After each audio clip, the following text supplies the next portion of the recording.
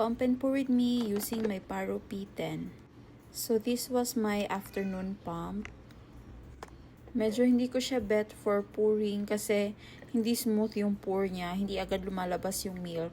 Kailangan ko pang i-press yung flange para lumabas ang milk.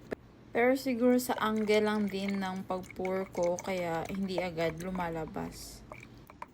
I also always hold yung diaphragm kasi ilang beses na rin ako natapunan ng milk dahil nga nahulog to kasi hindi ko hinawakan.